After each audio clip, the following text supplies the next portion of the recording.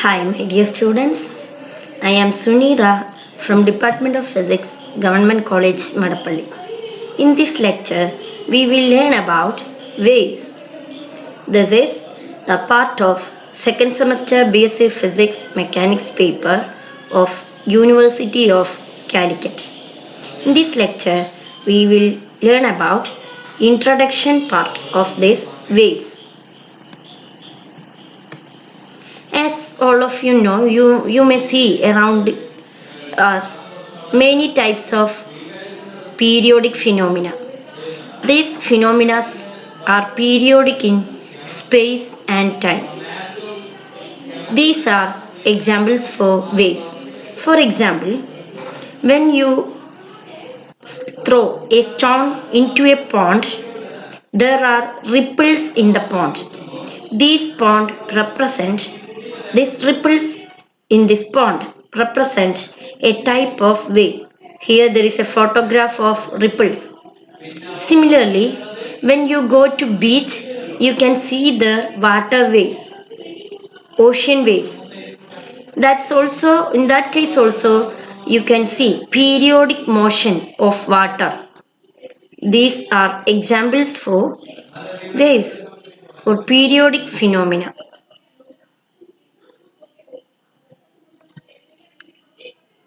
Similarly, when a tuning fork vibrates, it makes sound. Its vibration propagates sound waves around the air through the medium. This is also a type of wave, sound waves.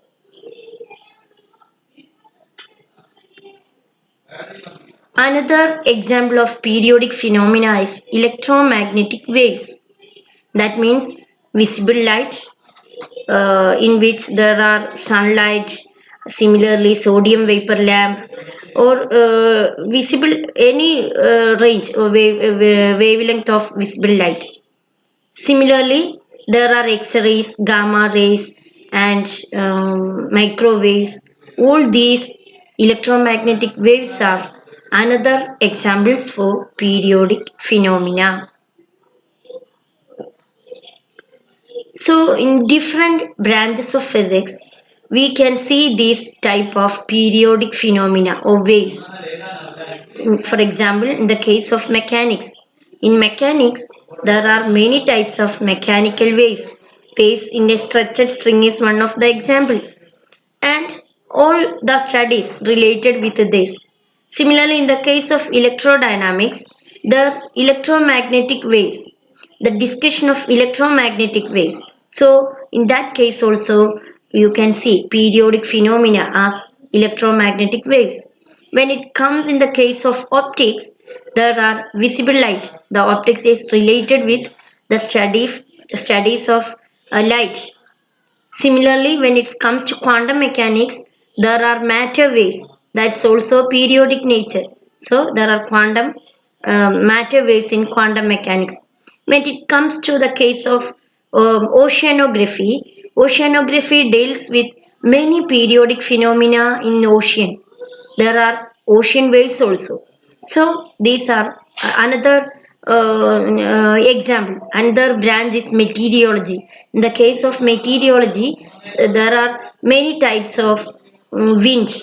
All many types of periodic phenomena, cycloid, like that. When it comes in the case of solid state physics, there are phonon waves, magnon waves. There are so many periodic phenomena. So, what is a wave? We already found that they exhibit a periodic nature in space or in time. So, we can check the different properties of a wave. So, wave means a disturbance which spreads out into the medium. So there is a disturbance. When you throw a stone into a pond, there is a disturbance in the water surface which propagates through the water in the form of ripples. Okay, in that case, the particles in the medium oscillates about its mean position. In our previous module, we learned about harmonic oscillations. Here, the particles in the medium exhibit harmonic oscillations, or the particles in the medium oscillate about its mean position. Okay, so what happens? This disturbance transfers to its nearest neighbor, and so this disturbance propagates through the medium. But the particles in the medium cannot move from one point to another. It simply makes oscillations with respect to its mean position. So the entire system, the entire medium behaved like coupled oscillators. Okay, the entire medium behaved like coupled oscillators. So we can define a wave now. It is a disturbance which moves through the medium due to the periodic motion of the constituent particles about its mean position. This is called a wave. So, wave is a disturbance which can propagate through the medium due to the periodic motion of the constituent particles about its mean position. This is the definition of the wave. Now, we can classify waves as three types. The first classification is based on medium. They are mechanical and non-mechanical waves. When it comes in the second classification, we classify the waves based on oscillation of particles in the medium. They are transverse and longitudinal waves. Similarly, when the system is closed or open, the waves are called standing and traveling waves. So, based on the medium, these waves can be classified into two mechanical waves. In that case, the wave requires medium to propagate. Examples are sound waves, water waves. In the case of sound waves, around air is required or any other medium. Similarly, in the case of water wave, water is the medium. Similarly, waves in a stretched string. In that case, the string acts as the medium. Okay. So, at the same time, the second type is non-mechanical wave. In that case, the non-mechanical wave does not require any medium for its propagation. Examples are electromagnetic waves. As we already discussed, the visible light, the X-ray, the gamma ray, the microwave or ultraviolet, all these waves are electromagnetic waves. All these electromagnetic waves are non-mechanical wave. Okay, so wave can broadly classified into based on its whether it requires medium or not. Mechanical and non-mechanical waves. Now we can classify the waves based on oscillation of the particles in the medium. The first one is transverse wave. In this case, the particles in the medium oscillates perpendicular to the propagation direction of the wave. That means the particles in the medium propagates perpendicular to the direction of propagation. The examples are electromagnetic waves, similarly transverse waves in a stretched string. The second type is longitudinal wave. In this case, the particles in the medium oscillate about its mean position along the direction of propagation of the wave. The example is the sound wave. Sound wave is a longitudinal wave. Okay. Now, the third type. In the third classification, we classify the waves based on the nature of the system. Whether if the system is a closed one, then the waves are called standing waves. So when the waves travels out from the source, It propagates and reflects back from the boundary. So there is forward moving wave and backward moving wave. These two waves superimpose together and form a standing wave. In this wave, do not transmit energy. So standing waves do not transmit energy. Okay. The second type is traveling wave. In this case, the medium is open medium. For example, if the medium is a one-dimensional stretched string, infinitely long stretched string, that is called an open medium. So, in that case, the wave is a traveling wave. Here, the traveling wave carries energy and momentum. Okay, so we can classify waves broadly based on its nature of the system as standing waves and traveling waves. Now we can review. Already you know all these things in your plus 2 class itself, but just we can review the different properties of a wave. The first one is amplitude A. The maximum displacement of the particles of the medium from its mean position is called its amplitude. Then how can we define the amplitude of the sound?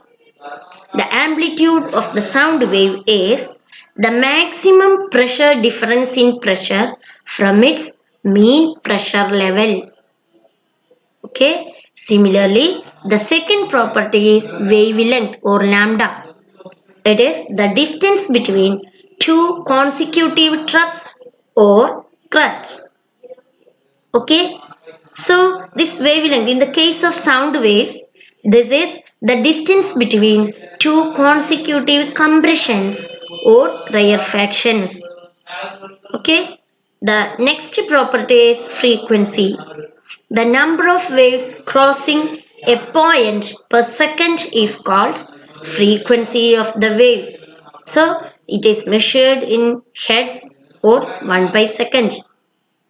Time period. What is time period? The time taken by a wave to cross a given point is called as the time period of the wave. Actually, the time period is the reciprocal of the frequency. Okay. Now the next property is called wave number. What is a wave number? The inverse of wavelength is called wave number. Actually, wave number is called as frequency in space. Why it is called frequency in space? Because the number of waves in unit distance is called wave number. The number of waves in unit time is called frequency. The number of waves in unit distance is called as wave number. So it is called frequency in space. Okay, we can define propagation constant or propagation vector using this wave number. Actually, it is the angular wave number. The propagation constant or propagation vector k is equal to 2 pi by lambda. This is called angular wave number. Okay, the unit of the wave number is 1 by m. The next property is phase. So we can define the period of one cycle of a wave into 360 degrees or 2 pi radians. Okay, so the period of the wave is divided into 360 degrees or 2 pi radian like this. For example, here it is shown here. This is the period. Suppose this is the period. Okay. In this case, we can divide this period into 360 degrees or 2 pi radians. Okay. At time t equal to 0, the amplitude of the wave is not maximum here. But after a time, after a later time, this wave propagates and this maximum amplitude reaches here. Okay. So the shift in this wave is called its phase phi. Okay. So what is a phase?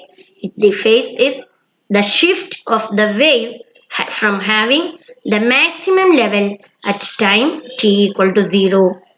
Okay, so this is the phase.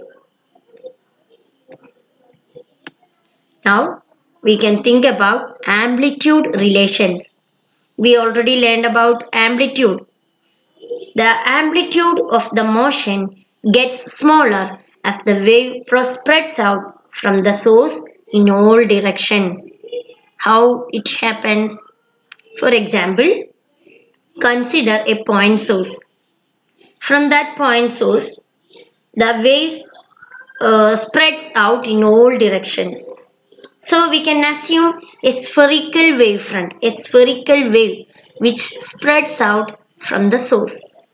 Okay, in this case, the intensity is the power per unit area. All of you know the definition of intensity. Intensity is the power per unit area. Okay, that means if intensity is represented by I, this intensity I equal to P by 4 pi r square. Okay, this r represents radius of the spherical wave. So what happens? As the wave moves away from the source, this R increases. So as R increases, the intensity gets reduced. Okay. So the intensity is proportional to amplitude square. So what happens? Amplitude square proportional to inverse of square of the radius. That means amplitude decreases as the radius increases. Okay. So the amplitude of the wave decreases with the radius of the spherical wave. If the medium is homogeneous and one-dimensional, just like a stretched string which extends to infinity, the amplitude remains same as the wave propagates. This is an exceptional case. If the wave propagates in all directions, its amplitude gets reduced. But in the case of one-dimensional motion, if the medium is homogeneous and it extends to infinity, in that case the amplitude remains same. Now we can check different situations of this constant amplitude propagation. For example, here you can see ocean swells. Okay, these are called ocean swells. In this case, the amplitude of the wave remains same as the wave propagates. See, you can see here. Okay, this is actually a two-dimensional case. This is called a two-dimensional straight waves because here the waves are separated by a equal distance. Okay, there are a series of wave generated. There are a series of wave generated. This series are called ocean swells.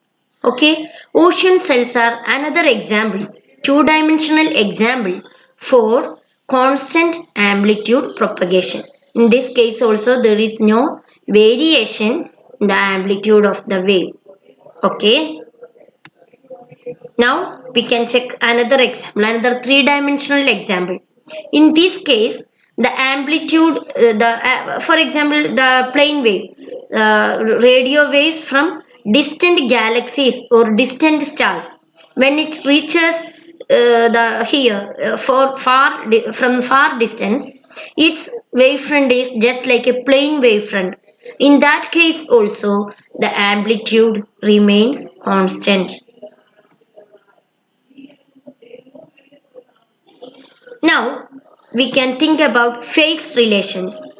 In the case of standing waves, these are called standing waves. Here you can see the wave, red wave like this. Suppose this is the forward moving wave.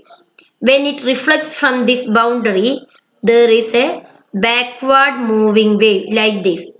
Superposition of these two waves forms standing wave pattern. Okay, here these points are called nodes and the maximum amplitude points are called antinodes. Okay, now these waves, the different points of this wave moves in phase with one another. All the moving parts oscillate in phase with one another. Okay, how you can say that if this red particle is here, this part is also here, this part is also here, like that. Okay, there are simultaneous variation always. So these are called, all the moving parts oscillate in phase with one another in the case of standing waves. But when in the case of traveling wave, there is a phase difference. How this happens? Because consider 2 points in the traveling wave.